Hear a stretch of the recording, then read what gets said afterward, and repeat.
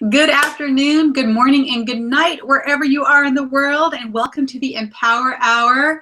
My name is Isabel Starck, and we have a fabulous guest for you today named Danielle Murrell, who I've actually known now. I think we've been friends on Facebook for at least a year, but our relationship has really deepened just a few months back, and I have to say I've gotten to know this young lady quite well. And it's been, it's been a great journey, number one. And she is doing up to some amazing things. And I brought her on the show because I wanted her to tell us, how she actually not only empowers herself, but empowers her clients as well. So with that said, I'm going to go ahead and turn the screen over to Danielle, who is the owner of Rich Girl Business, which if you haven't found Rich Girl Business yet, you got to go to that website because she's got some great tools for you. But with that, Danielle, thank you so much for being here. And why don't you come on and tell us a little bit more about yourself? Yes, well, thank you so much, Isabel, for inviting me on here. What an honor to do this with you. It's so exciting. I love, I love these type of partnerships and arrangements. It's so fun. But yeah, we have been knowing each other for quite, and that's what the beauty, of the internet and online business is. I sometimes think to myself, I have more friends online, than I do offline, which I am okay with that. I'm totally, it actually works better for my lifestyle since that's where I'm hanging out anyways. But so it's been a pleasure getting to know you more and just, bouncing off ideas. But my name is Danielle Murrell, and I, have the business richgirlbusiness.com. You can check that out. But I have now been a full-time entrepreneur for 2 years, and my business, my why, my focus, my mission is to really inspire, motivate, and empower women to, start an online business, be able to have the flexibility, the freedom, the finances to have free time and fun times with their family and friends, and kind of to your mission, Isabel, to the multi-dimensional success. And it's just really important to me, through having an online business, which I've had, my whole journey has been on wanting to have the courage to conquer this whole, is this possible, right? And I love that because I say, is this possible all the time? And I think of you now, Isabel, because of the is possible. My hashtag is possible. I like that. I like doing that. It is, I hope my little backdrop doesn't fall on me. Okay, but it is possible. I'm trying to look fancy here with this backdrop. But if it falls on me, then it so won't be fancy. So, to your, mission to you, Isabel, with having it is possible, that is really where I was coming from. Is it, I see all these women, making all this fabulous income. Is it possible? And that's what I wanted to conquer so that I could have the courage to channel it for other women. I hope we don't have that feedback because do you hear feedback? I'm not getting any feedback. Everything's good. Okay, but why don't I go ahead and actually announce for our guests who are watching that, this is a live recording. So if you guys want to join the conversation, ask a question, give some props, show some love, you can do that. So the way that you're watching currently is most likely on my website.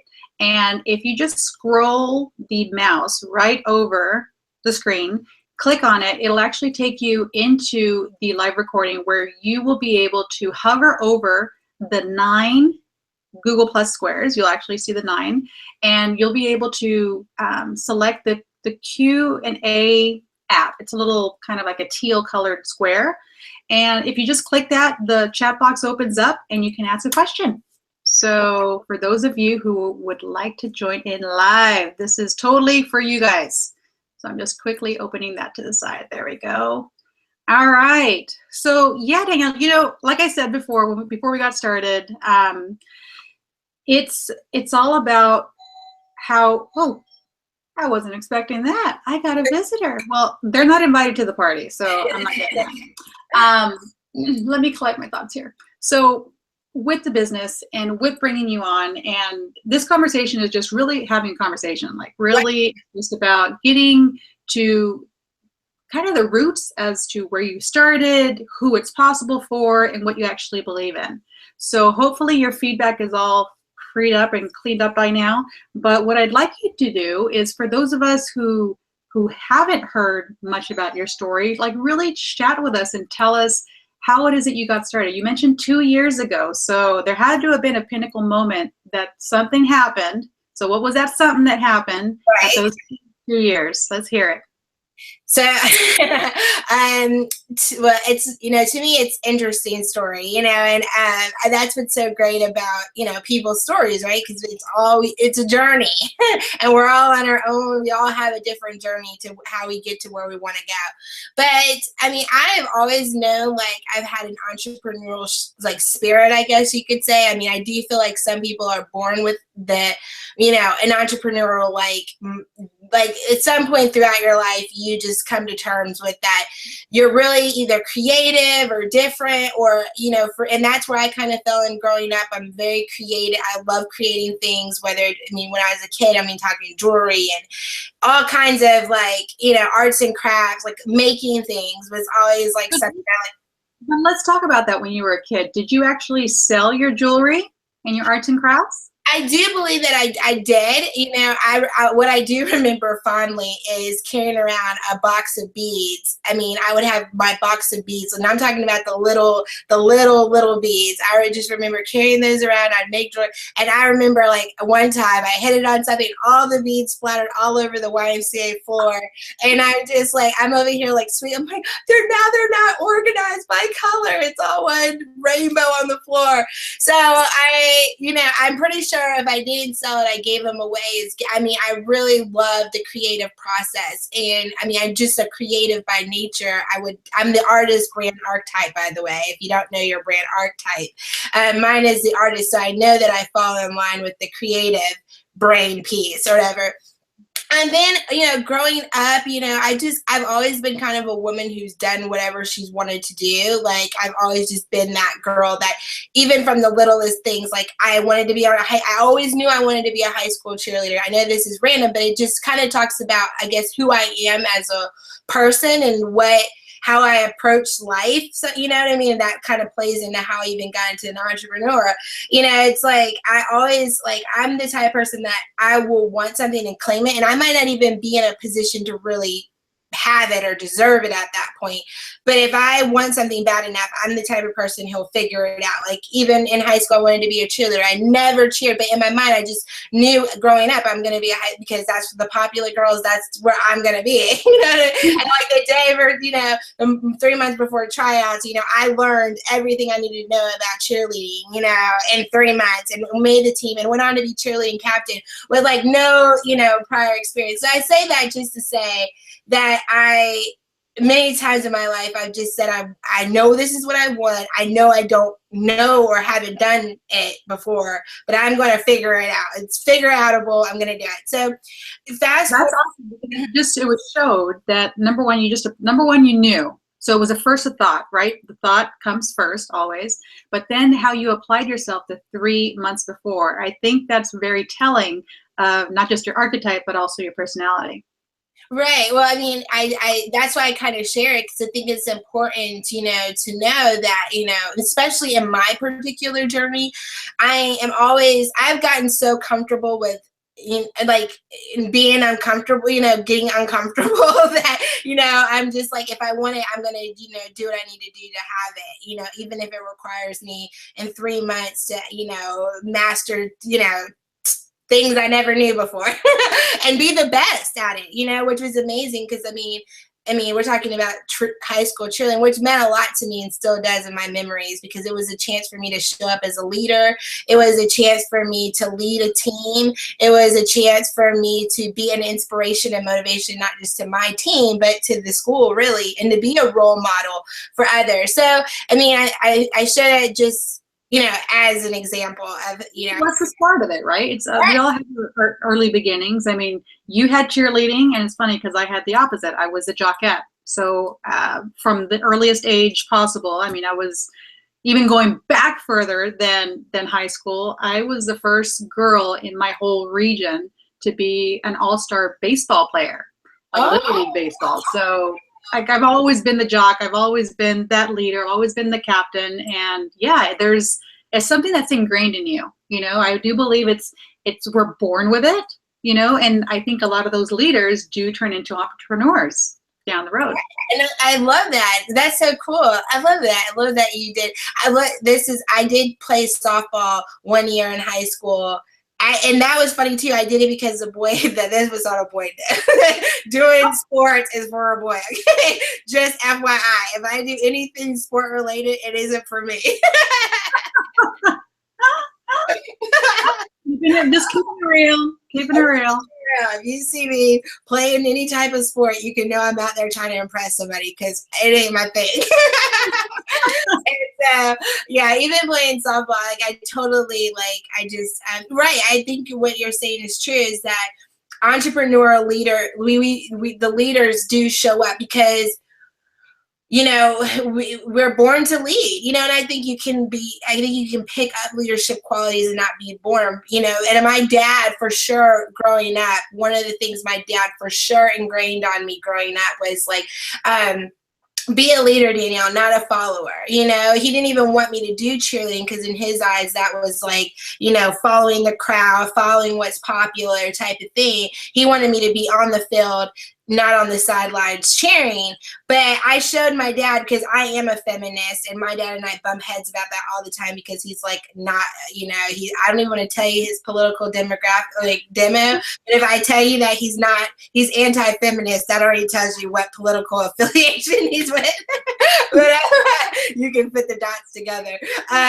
So, you know, just having him, you know, and I went on to be like the cheerleading captain. So I showed him, like, even though, yeah, I am in the game. Like, if I'm going to do something, I'm going to be the best at it. Like, I'm going to figure it out till I figure it to the top. And then after I did do that, you know, just like a lot of men in my life, him being included, you know, have been proven wrong.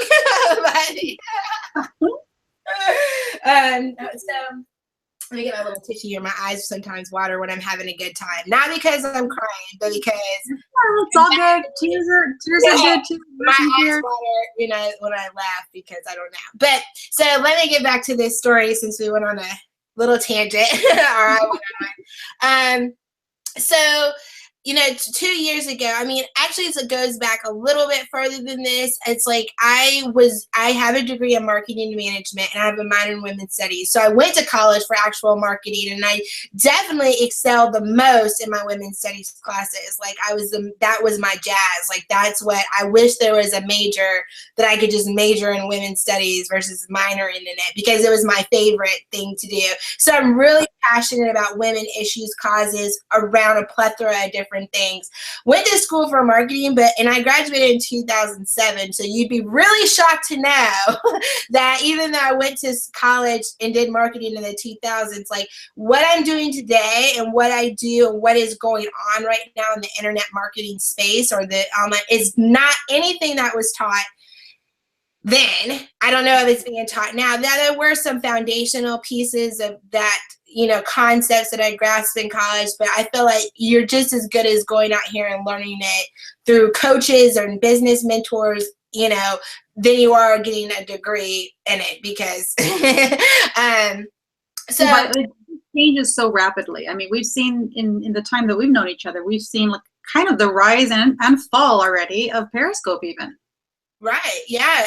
Yeah, absolutely. So it's and that's why it's so great what I do, and what, you know, why I think, you know, coaching, and especially when it comes to online business, is here to stay, even though, you know, people want to make you limiting beliefs that it isn't.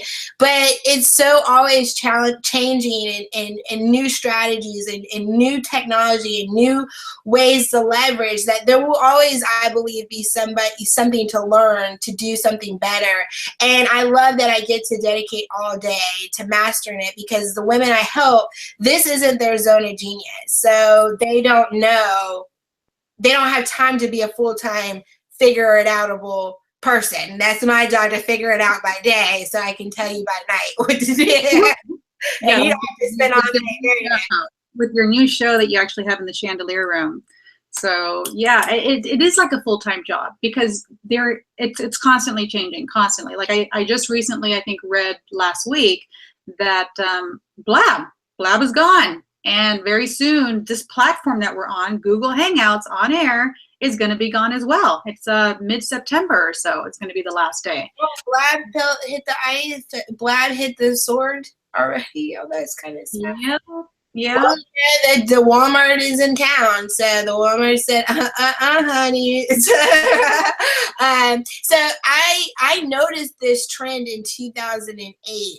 I was working as an internet marketing consultant for Google, for a company that sold Google AdWords to small businesses. So I was by title an internet marketing specialist, and all I would do is all day was phone call small businesses in my area and pitch them, hey, you're not on the internet, you need to be on Google, and taking to rank on Google takes forever. Just buy a big Google AdWords. And I love the internet part of the business. I hated cold calls. I hated sales.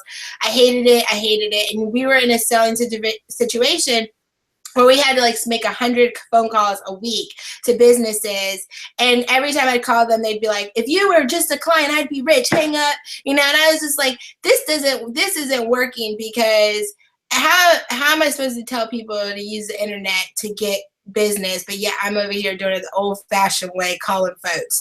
This is not working, and they don't want to very early on. Yeah, I don't like it. They don't like it. It's not a win-win situation, having to cold call people. That's when I started to notice in 2008 the switch of outbound marketing, which is what I was currently doing and been doing that I hated, to inbound marketing, or leveraging content and building a brand, and creating content was creating a new wave of what we call now inbound marketing, where you're leveraging your brand and your website and your business to actually generate leads to you, versus you having to go out and do the waves that I hate, and probably all of the rest of America. So I really, in 2008, that's when my eyeballs started to open to this fact of building a brand, and I started to see it, and I was like, this is probably the way, than me having to do it this way. So to kind of fast forward, I did, I started to see the world of blogging in 2009. I was like, oh my gosh, look at all these women who have their own websites. This is so cool. I went on to try to get my own blog. I hired a male design company, and they gave me a man's version of a woman's website. And I was like, hell nah, this is not cute at all. What is this? So I then, in 2009, began learning how to design and build websites, because I started for my own, because I did not like the men were primarily web designers then. Now I'm glad to see more women ruling this space, but the men just didn't design, the way I want this cute blog. So I went on to learn how to do all of those skills. And did you document this during this growth period? I mean, did you document it during with a blog? I did have a blog, the one that I started, it was. What was the name of that blog? You're gonna laugh at it. You're not gonna laugh at it, because you'll probably think it's cute. I thought it was cute. It was called diasandiva.com.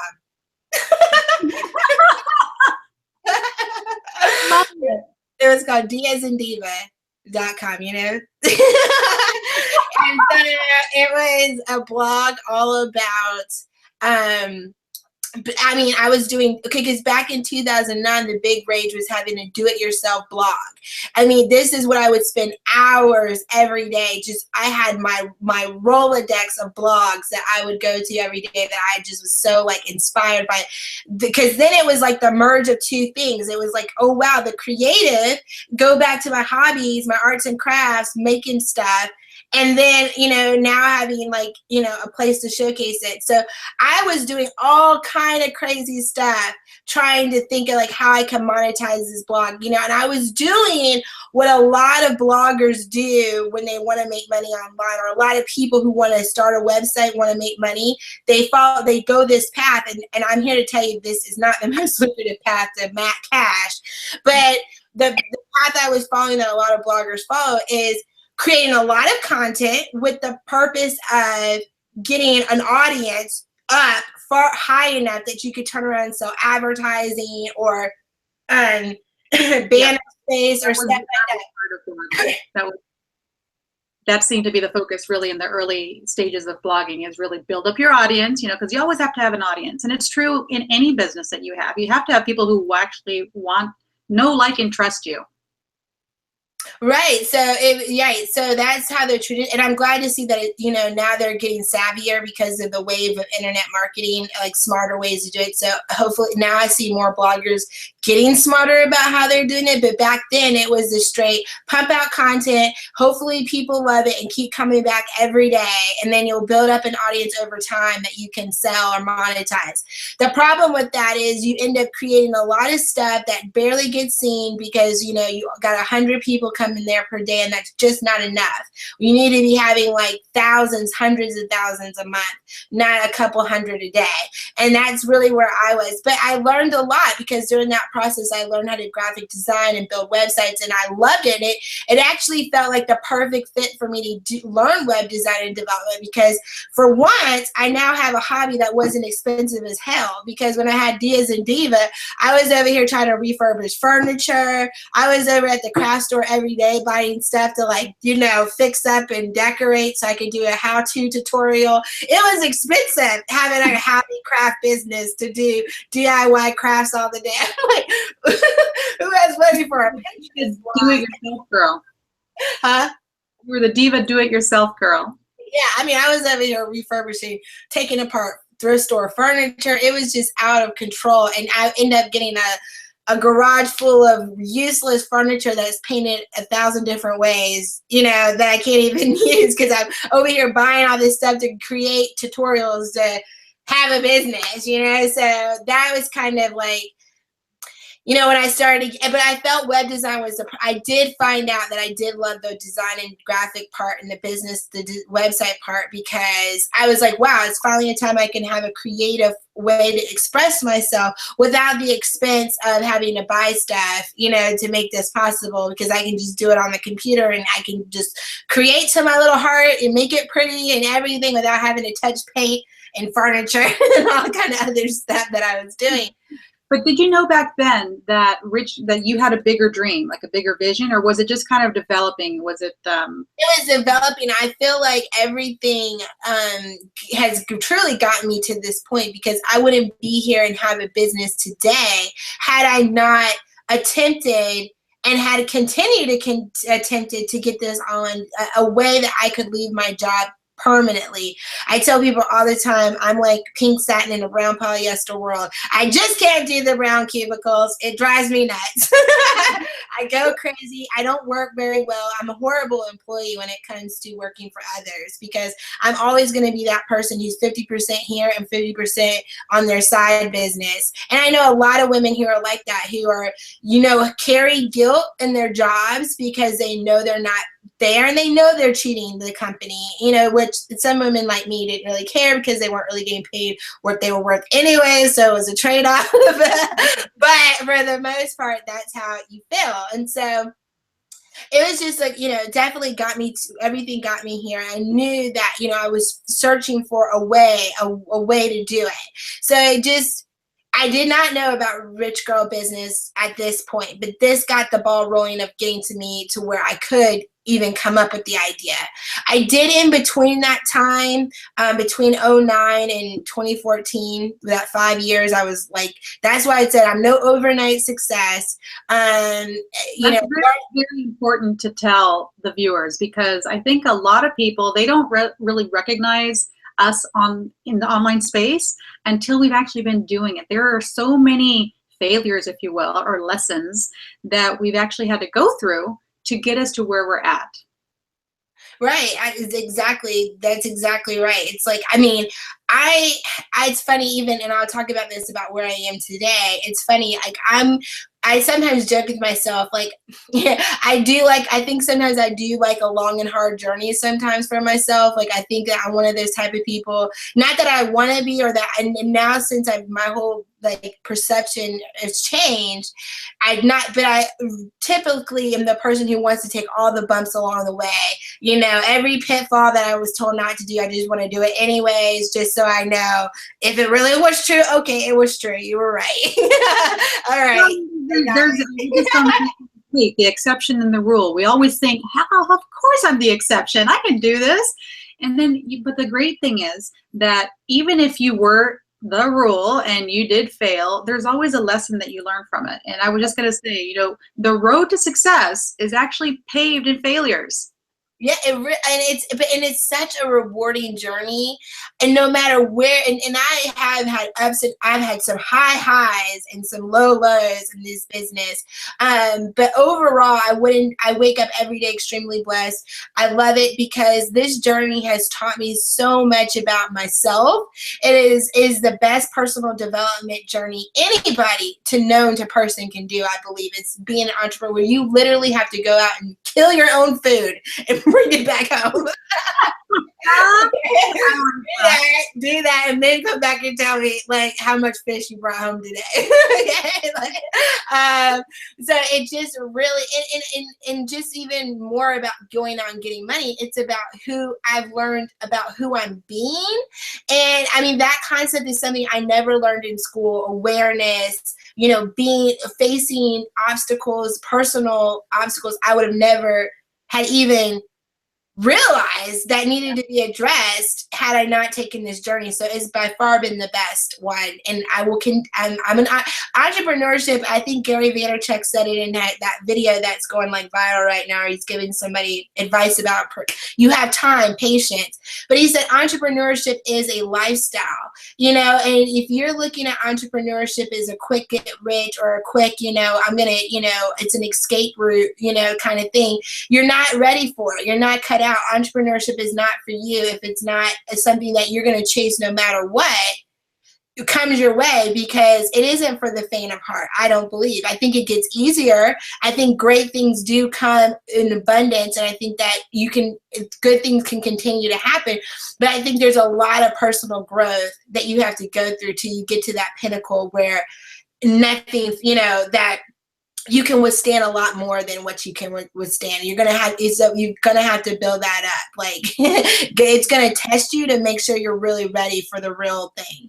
It will, and you have to have a very strong mindset. I mean, we've talked about this on several occasions that 80% really, it's like the 80-20 rule. Like 80% really is mindset. You need to believe that you can actually do it, and then put the action behind it, because that's another thing that Gary talks about a lot, is that there are so many people out there that are like, make $1 million in a week, and just sit on your couch and do nothing or be at the beach. Those people, their journey to success is also paved in failure. Maybe they've lost money, maybe they've invested in tons of different companies that haven't gone well, but their cash machine is really built on the foundation of failures and lessons. No, absolutely. And so in 2009, I had just came off of, and this is 2013, I had just gotten laid off from a director of marketing position, which I was really happy about anyways, because I mean, I was already like mentally like, woohoo, and I told myself, I said, oh, great, I have 3 months of servants pay. This is awesome. This is the perfect scenario. I've got 3 months to get it together. You know what I mean? Like, okay. And so one night, literally, and I remember the night, I was in bed. I jumped out of bed. And I told my husband, I said, I have the idea. I know what I'm going to do. It's going to be called Rich Girl Business. And it's my whole concept about this is because I had read this statistic, and I knew this to be true for myself, that 75% of women-owned businesses make less than $50,000 a year in their business, and actually 68% make less than $30,000 a year in their business. And knowing that struggle of 5 years of trying to figure it out, being very dissatisfied with my job, that just really seemed heartbreaking, that here we are wanting to be a woman entrepreneur, wanting to have this flexibility and freedom, but to realize that it's like, it's not even that, it costs, you're not even making as much as your entrepreneurial journey than you would at a job. And that just didn't seem right. That sounds counterintuitive to being an entrepreneur. So I literally came up with the idea. Now, I did have some experience. I knew internet marketing to a degree. I knew I had just gotten laid off as a director of marketing for a multi-million-dollar e-commerce and retail. So I had expertise as far as experience with email marketing. I knew how to build websites. I had all of these technical pieces that I knew I could make this happen. So my whole goal with Rich Girl Business is like, I want to teach women to have a rich girl business. Like, I don't even know how that name just like came together, but it really just came out, and I was like, that's it. Tomorrow I'm doing Rich Girl Business. I want to figure out how to do this so I can teach other women to make more than 50,000, because if I don't figure it out, then there's all these other women who can't figure it out, then this just doesn't seem right. This like, and there has been times I woke up and said, is this a joke? Is this a cruel joke? Is entrepreneurship really a setup and everybody's trying to get us to do it, and it's really a joke, and it's better to have a 9-to-5? Because there has been days, and especially in the beginning, I woke up and said, I'm not sure that it's easier to be an entrepreneur. Easier, but it's more fulfilling for sure. I mean, it's yours. You know, that's what everybody talks about. It's yours. You're working for yourself. But especially in the beginning stages, and when you got to do the hustle, you know, it's trading in 40 hours a week for somebody else for 80 hours a week for yourself. But that's because there's passion behind it. That's because you're living, breathing. I mean, that idea woke you up in the middle of the night, right? And I get my true inspirations from a deep sleep, and it's typically between 1 and 2 in the morning, and I'll wake up and I can't sleep. I got to grab the computer, I got to grab my notepad, and just, you know, the inspiration hits, and you got to harness. I know. I feel like with women, well, not women, but entrepreneurs in general, I mean, okay, the journaling, still been doing that. I've been loving it. My live streams have been really good because of that. My clients, oh my God, have been seeing abundant success. Like, I put that in my daily mantra that my clients are wildly successful. And I, like, the last 4 or 5 that I've talked to in the last 2 days, they're all like rocking. Like, I'm like blown away. I'm like, wow. This is awesome. But side note, I want to finish just exactly, because I know I took like 30 minutes to share my story. I mean, I didn't leave nothing else for no other question. But the final to it is that I, you know, came out with Rich Girl Business, had 3 months to make it work, couldn't make it work, couldn't figure it out. You know, had this website I was built, but, you know, nothing was happening. The reason why is I had no visibility. I had like 200 fans. I didn't get the visibility thing at the time. I had to go back and get another part-time job where they were paying me peanuts to do something that they had paid somebody else grit to do. And when I realized that, I said, wait, I just not fulfilled. I'm not getting paid what I'm worth. I'm being, you know, overworked. I'm being too much responsibility. I'm just over it. In April 26, 2014, I quit my job like cold turkey. We had to go to a wedding.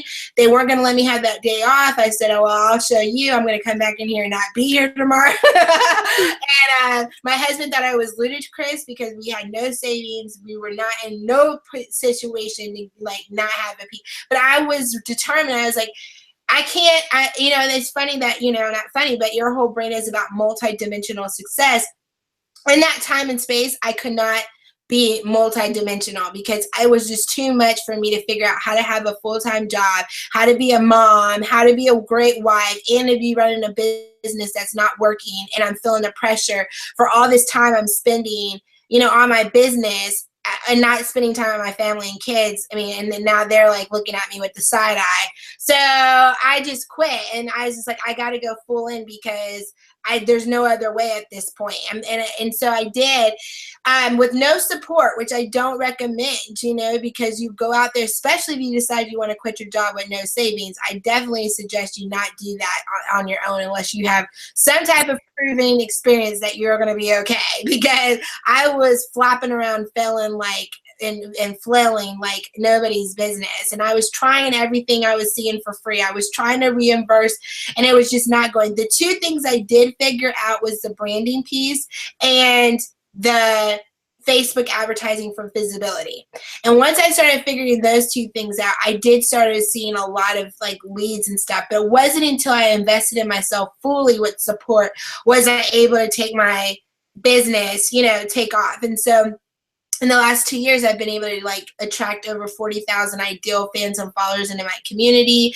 You know, I have a Facebook group now of over 2,000 women, so that's been really cool. I have the influence and visibility in my markets, like people know who I am, which has been great. And I've been able to like, I really have enjoyed the flexibility and being able to do $250,000 in revenue in like 2 years has just really been impressive to me, because trust me, I would not have made that level of income like forever, like not right now anyways. It would have taken me another 10 years plus in corporate America, climbing up a rigorous ladder to get to some VP position that would pay me $100,000. Like right now, if I were to go get a job out in the streets, it would be like probably 40 to 60,000. Now I wouldn't go in there, and I would definitely not ask for nothing less than $100,000, because I know my worth. I would be like, if I were to go to a job right now, I'm not walking in there for less than 6 figures. I mean, I'm just not, because I can just do it on my own at this point. But yeah, so it does. But I know for a fact that, you know, out there in the job world would not compensate me the way that I've compensated myself. So that is like the journey in a nutshell. But it's been an amazing like ride for sure. Yeah, and so tell me now, like, do you feel like you've actually reached the pinnacle of success? Like, define what it is success is for you? That's a great question. The short answer is no, and well, yes and no. I do think that I've reached some levels of success that I think success is having a goal, or, you know, a sense of accomplishment. So if you have overcome some type of challenge, that could be a success for you. If you've overcome some type of goal that you've had for yourself, that's success. If you feel accomplished about the things you've done, that's success.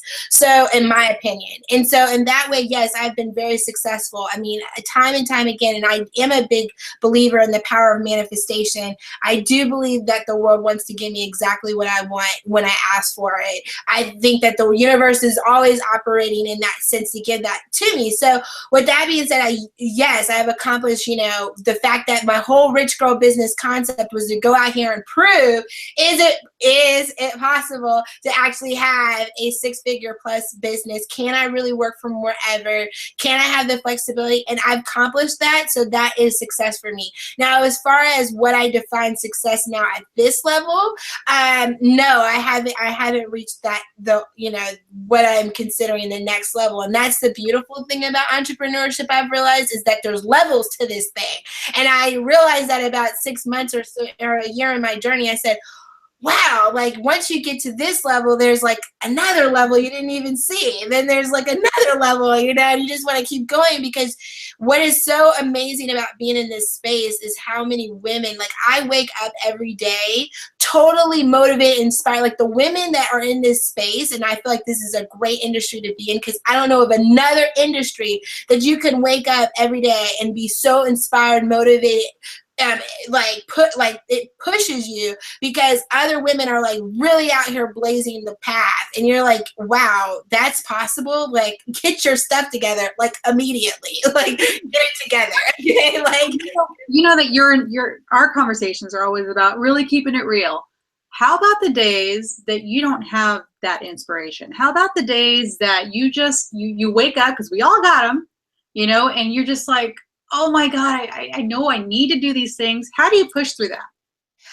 Well, that's been a great, you know, that's led to a lot of my ups and downs in my business, you know, that I have experienced. So, I mean, I'm glad to know that everything that I've been through has taught me a better way to do it. But I've definitely had, like I said, ups and downs. And a lot of the ups and downs, even financially, that I've had like high months of like $20,000, $30,000 down to, you know, just making barely 10, you know, when you're used to like being up there, you're like, whoa. So that's happened. And I can directly say that a lot of it comes back to not taking action. And so there has been times when I didn't feel like it and I didn't do it, you know, and I got very comfortable, you know, and complacent with the fact like, oh, well, I have clients today, I'm eating today. That's great. I want to chill. I want to relax. I just want to do this. But then I'm not thinking ahead, okay, well, what are you going to eat next month? Because you're eating right now, but you're not really planning for next month right now. And so I think that, you know, especially from the school of thought I've been coached from, that's really the divine feminine leader who's like attracting abundance and clients with grace and ease. I think I kind of really lost my hustle muscle. And I kind of, you know, was really out of shape. It didn't even really work. Like hustle hustling was like, oh gosh, thinking. But I have to be honest, like I know for a fact now that you can attract abundance with grace and ease, but you have to have some hustle in your business. Like I feel like it might be not a lie, but it can really, certain people and more seasoned established business owners, who already have their whole business automated can possibly, have more time where they're not hustling. But if you're in the beginning stages, and the first 2 years is in my book still the beginning stages, and unless you're at a place where you're like making 6-7 figures comfortably, even after expense, because we can talk about expenses in this. Constantly is the word, and being consistent, because there are people that I know that have done multiple 6 figures in a month, and then they kind of they lose that momentum. They kind of think, oh, and I do believe a lot of this comes down to mindset, not thinking, oh, I'm a kind of one and done kind of thing, and it's never going to happen again, and it was just a fluke, and they don't continue along that path, because as you said, starting a business is the best self-development course out there, and you have to constantly self-develop. You have to constantly be out there and like searching for more learnings, teachings, mentors, whatnot, and expanding yourself, expanding your horizons, so you can actually see, like you said, that next level, that next rung on the ladder. Right. Yeah, no, absolutely. So it's something exactly what you said that I do or been doing to, make sure that I don't lose my momentum. I don't lose my action. And that is going back to even your, what you share a lot about journaling. That's really helped. I'm a list person. I know that when I don't write out my to-do, and I know everybody has a way of doing it where it makes sense but for me, when I don't write out my to-dos for the day, I see a dramatic drop in productivity because I have no focus. And online, especially with me, it's like squirrel, oh my gosh, oh this, look at that, oh my gosh, that was so cool. Let me see that again. When you're creative, right? You're getting creative, you're getting inspiration from that. Yeah. You want to walk. I want to, this is exactly why I didn't work at a 9-to-5 corporate. I want to walk outside. I want to smell the trees. I want to see if the mailman came. You know what I mean? I want to get some vitamin D on my skin. So I notice when I don't have a clear plan of action, and I do notice too, for me, I need to keep it simple. And I think a lot of online people want to, get really lost in the sauce when they overcomplicate it, and they're doing a bunch of different things, like all these like sales funnels, and they're coaching groups and masterminds and private clients, and their money is reflecting that, but it's also a lot going on, and even if you hire it out, it's a lot to manage, even hiring a team is work to manage a team. I have learned that, which I didn't know before that you just hand it over to a team and just like whatever. No. So yeah, just, for me, it's been getting back to focus on my big why, getting focused on what's my end goal, what impact am I trying to have, and really keeping my life as organized as I possibly can, and making it simple where I'm not doing too much. It's like, it's streamlined. Like this leads into that, and that leads into that. And I just focus on these little things so I don't get overwhelmed. Yeah, it's the little processes that are broken down into small, tiny goals, so that I achieve this, and then this is the next logical step, or the one that's already, predefined for me. Right. Yep. So that's what I would say for sure. So, I mean, with all of us, we have dreams, we have aspirations, and yeah, we feel great when we actually reach our goals. But what is it that you're actually most afraid of? And this could be with business, with life and happening, because I've had a ton of different answers around this, but we always have some kind of fear, and fear is typically kind of a precursor to what it is that we need to accomplish, right? But what would you say is your biggest fear? Well, on a personal note, my biggest fear is snakes. So that's on a personal note. It's funny because I love to live stream outdoors. I don't know what it is. I feel like I can scream because I don't know what it is about my house. I talk really loud. Everybody's like, you're screaming again. I'm like, okay, that's why I like to go outside, because I can scream and talk at the same time. But then every time I'm out there and I do a live stream, the first thing that comes to my mind is like, if you see a snake, these people are going to laugh. This could go viral because you're going to act so crazy on in front of everybody if you saw one. So FYI, if you ever see me on a live stream outside and I seem to drop the phone and run away like a victim being robbed, you know that there's a Jake the Snake around. If the phone hits the ground and you're like, what happened? I'm out.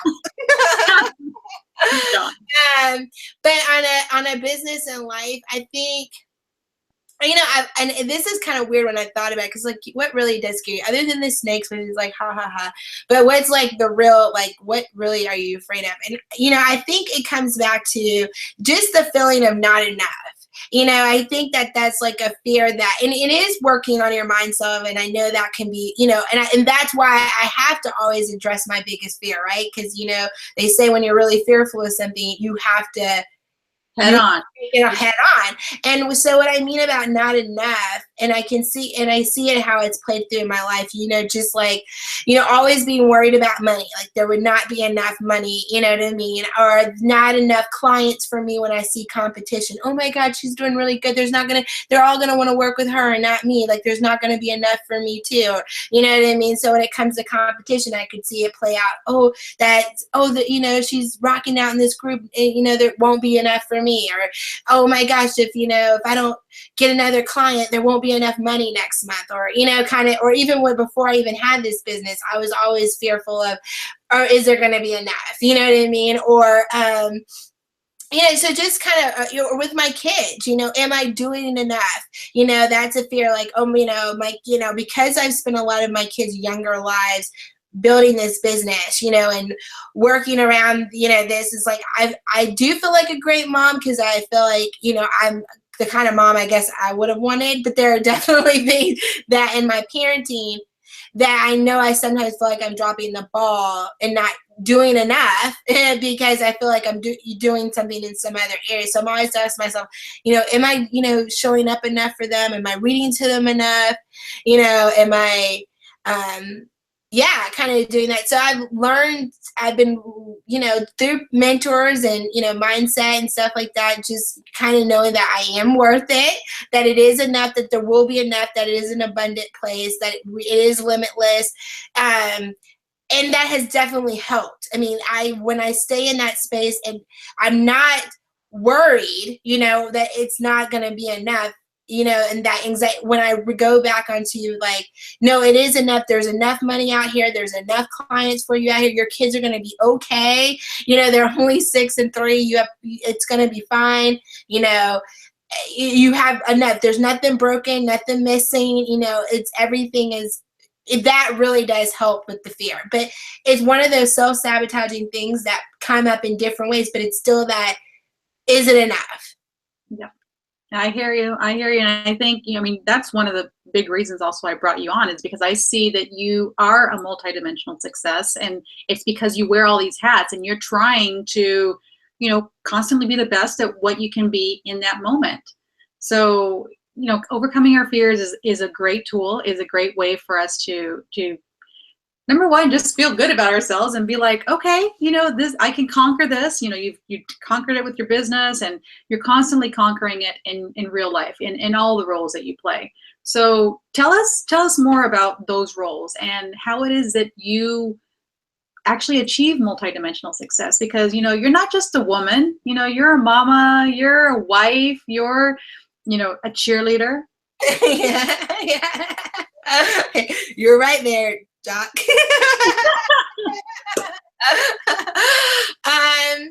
No, I mean, I definitely feel more so now than ever before that I have a control on my life to be the woman that I want to be. So that is by far another accomplishment, right? And that I'm actually, in most senses, getting to walk my talk, in the sense that, I do get to work from home. You know, now my kids are back in school, and I've been, they just moved to a new school that's like 5 minutes down the street. So I've been loving like dropping them off, and then I do pick my kid up in the afternoons, and we've been going to like the grocery store, and we're picking out dinner together. We're like getting ice cream, and like, I love the fact that it's like, oh, I took him to the movies, you know, before school. I'm loving the flexibility that I really do get to be there when to drop my kids off. I get to pick them up. Like I get to, and that's something that a 9 to 5 I always worried about, because it's like by the time I got home, it'd be 5:30. You cook dinner for an hour at 6:30. Then his bedtime starts in like 7:30, and like you will only get to spend like 2 hours with them, which is okay with me because technically I'm one of those type of people that only like kids from 5 to 8 and on the weekends. Anyways.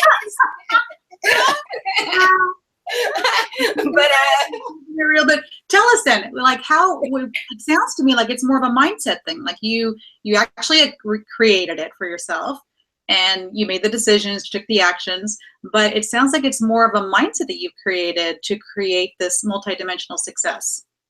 Yeah, that's why, like I said, I think right now, I do believe, like I said, I'm a feminist. We'll look back on this and see this as a wave in women, where women are becoming, there's an enlightenment happening. And even though we hear the crazy stuff in the world, overall, I think there's a silver lining of hope, because there is a group of people and of entrepreneurs specifically, but others too, that are creative, becoming more enlightened, more in alignment to who they are, just overall abundant, limitless type of approach to life, which I think serves everybody. That's why I think right now it's an exciting time for a woman to build a business online, because we're living in extraordinary times where ordinary women are creating extraordinary lives for themselves by first defining, what does multidimensional success for me look like? Well, for me, I was before burnt out at a job. I wasn't getting paid. I was still stressed out about money. I was nagging and worrying my husband because I was looking at him like, what are you going to do? What are we going to do? It put a lot of stress on our marriage. And now just being able to, be able to have my own business, it's allowed me to kind of design the life that and it's not perfect right now.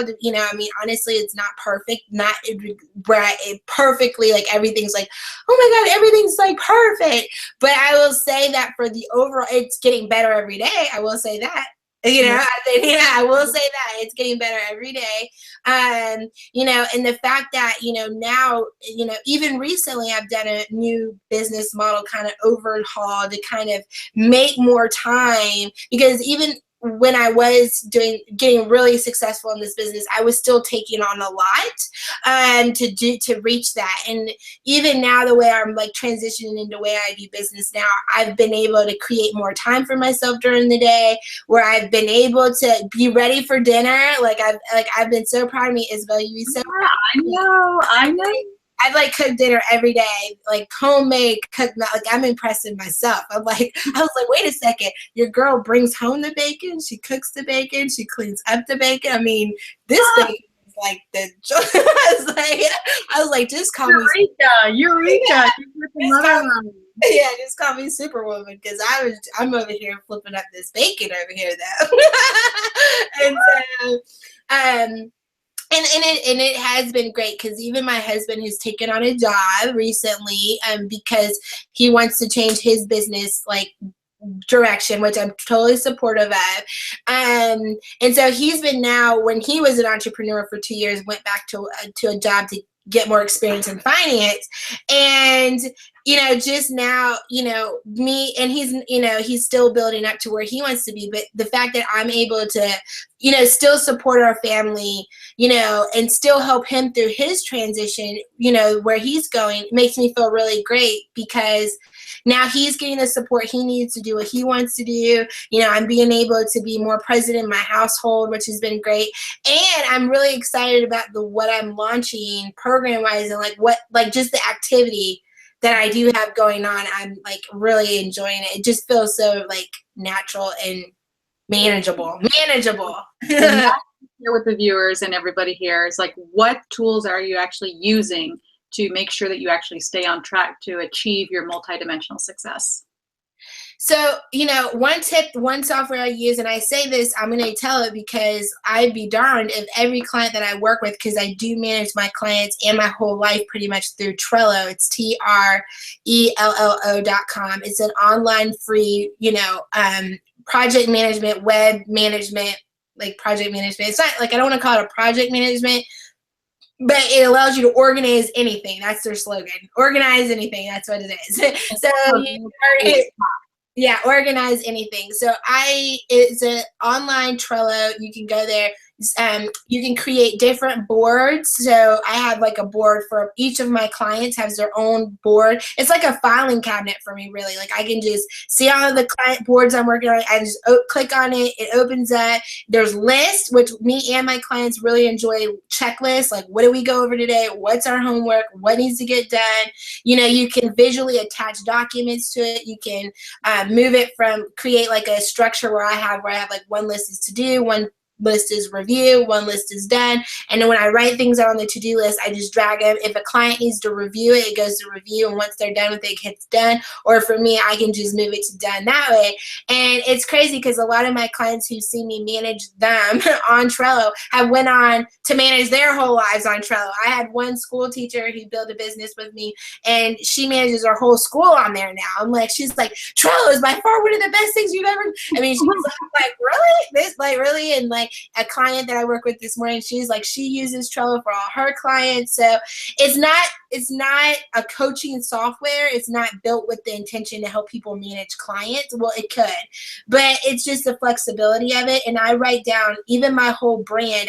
If I wish I could show you my screen, I'd show you, but my whole brand is like, has its own board, and I have like administrative logins, like what I'm working on now, all my different groups. So I know what I need to post in there on a checklist of what I'm doing every day. So it's been really awesome. And I know every time I stop using it, my life turns into chaos and disorder, and everything starts to like, you know, all over the place. But when I get back to it, life runs smoothly, life runs like on point, like things are getting done. Do you have a recipe board?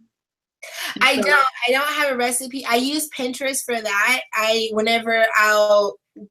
If it's something like, yeah, most of my recipes that I go searching for, I search on Pinterest, and I'll just type in quick dinner ideas, you know, meat, something like that. And then I'll pin the recipe I like to a favorite board I have on Pinterest just for food.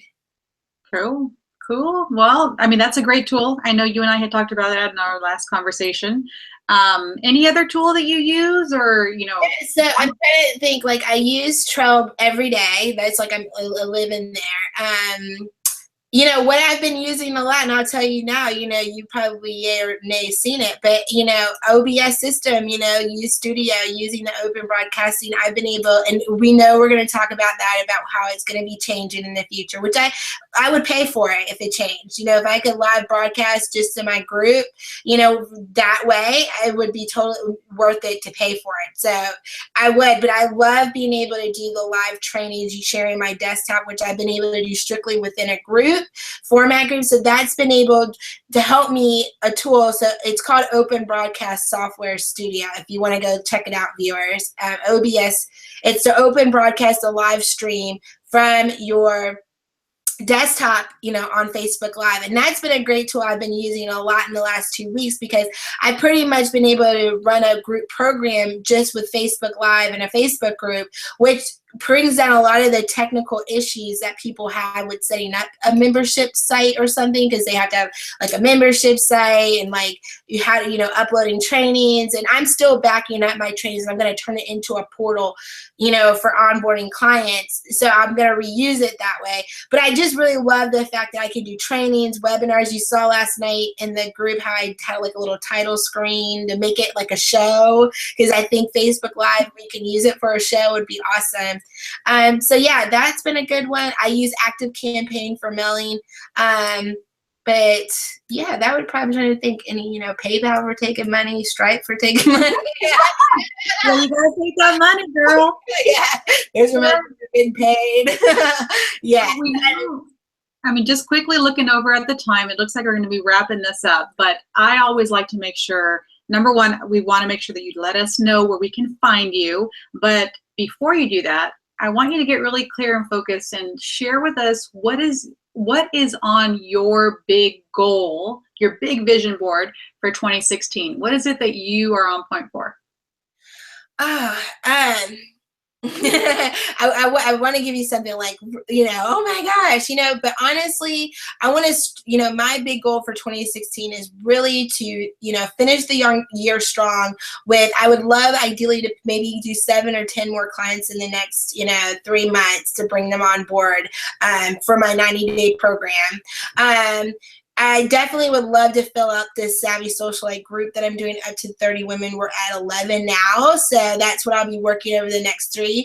But really, more importantly, and I will be completely transparent because I think that's the only way everybody can learn something. I feel like for where I am in my industry, where I am visibility, where I am for my audience, I do personally sometimes feel like I should be further ahead than where I am, even though I've come to the terms I'm exactly where I'm supposed to be, because sometimes you're just not ready for the next step, even though somebody else who started the same time of you because it's a journey and everybody goes through their own mindset, own things going on, their own way of doing things.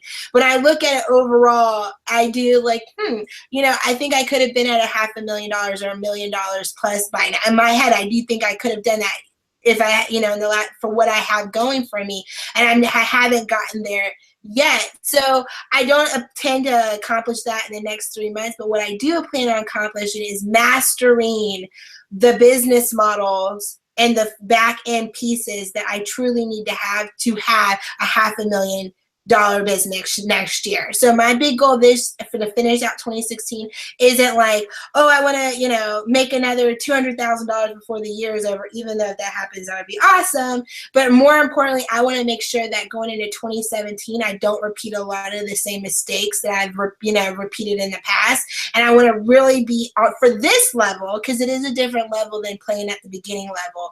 I want to be at this level ready to really have a stable business in 2017 that is on pace to do $500,000 and is done simply in a way that I can manage it.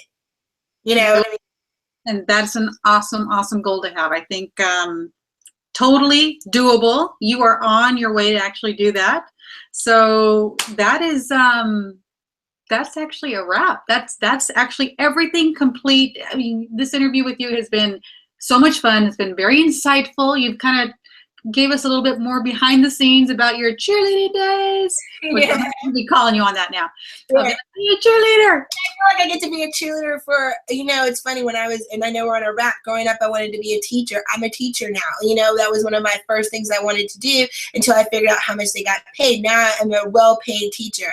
Cheerleading, I feel like I'm a professional cheerleader too, because that's really what I do is cheer on my girls, you know what I mean? So I feel like all of that, is full circle now.